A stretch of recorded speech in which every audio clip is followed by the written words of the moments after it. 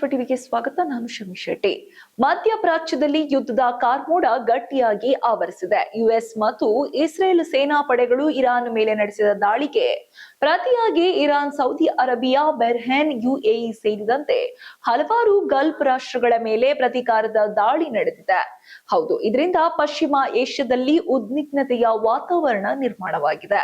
ಈ ಹಿನ್ನೆಲೆಯಲ್ಲಿ ಭಾರತದ ಪ್ರಧಾನಮಂತ್ರಿ ನರೇಂದ್ರ ಮೋದಿ ಅವರು Saudi crown prince Mohammed bin Salman ಹಾಗೂ ಬಹ್ರೇನ್ ದೊರೆ Ahmed bin Isa Al Khalifa ಅವರೊಂದಿಗೆ ದೂರವಾಣಿ ಸಂಭಾಷಣೆ ನಡೆಸಿ ಇರಾನ್ ದಾಳಿಯನ್ನು ಖಂಡಿಸಿದ್ದಾರೆ.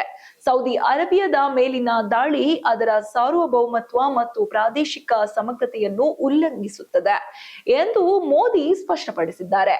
ಮೋದಿ ಅವರು ತಮ್ಮ ಸಾಮಾಜಿಕ ಮಾಧ್ಯಮ ಖಾತೆಯಲ್ಲಿ ಹಂಚಿಕೆ ಮಾಡಿಕೊಂಡಿರುವ ಮಾಹಿತಿ, ಪಶ್ಚಿಮ ಏಷ್ಯಾದಲ್ಲಿ ಬೆಳೆಯುತ್ತಿರುವ ಪರಿಸ್ಥಿತಿ ಬಗ್ಗೆ ಚರ್ಚಿಸಿದ್ದೇನೆ.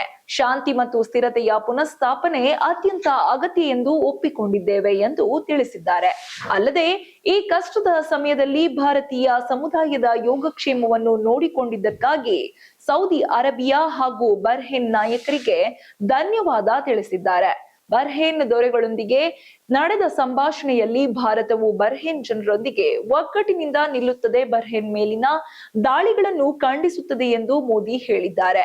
ಅಲ್ಲದೆ ಬಹ್ರೇನ್ ನಲ್ಲಿರುವ ಭಾರತೀಯ ಸಮುದಾಯಕ್ಕೆ ನೀಡಿದ ದೃಢ ಬೆಂಬಲಕ್ಕಾಗಿ ಧನ್ಯವಾದ ಕೂಡ ತಿಳಿಸಿದ್ದಾರೆ. ಇರಾನ್ ದಾಳಿಯಿಂದಾಗಿ ಗಲ್ಫ್ ರಾಷ್ಟ್ರಗಳಲ್ಲಿ ಭಯದ ವಾತಾವರಣ ನಿರ್ಮಾಣವಾಗಿದ್ದು, ಯುಎಇ, ಕುವೈತ್, ಸೌದಿ ಅರೇಬಿಯಾ ಇನ್ನು ಸೇರಿದಂತೆ ಹಲವಾರು ದೇಶಗಳಲ್ಲಿ ತುರ್ತು ಭದ್ರತಾ ಕ್ರಮ ಕೈಗೊಳ್ಳಲಾಗಿದೆ. ಇಸ್ರೇಲ್ ಮತ್ತು ಯುಎಸ್ ಸೇನಾ ನೆಲೆಗಳನ್ನು ಗುರಿಯಾಗಿಸಿಕೊಂಡು ಇರಾನ್ ನಡೆಸಿದ ದಾಳಿಯಿಂದ ಪರಿಸ್ಥಿತಿ ಇನ್ನಷ್ಟು ಗಂಭೀರವಾಗಲಿದೆ. ಭಾರತೀಯ ಸಮುದಾಯದ ಸುರಕ್ಷತೆ, ಪ್ರಾದೇಶಿಕ ಶಾಂತಿ ಮತ್ತು ಸ್ಥಿರತೆಯ ಅಗತ್ಯ ಕುರಿತು ಪ್ರಧಾನಿ ಮೋದಿಯವರ ಮಾತುಕತೆ ಅಂತಾರಾಷ್ಟ್ರೀಯ ಮಟ್ಟದಲ್ಲಿ ಮಹತ್ವ ಪಡೆದಿದೆ.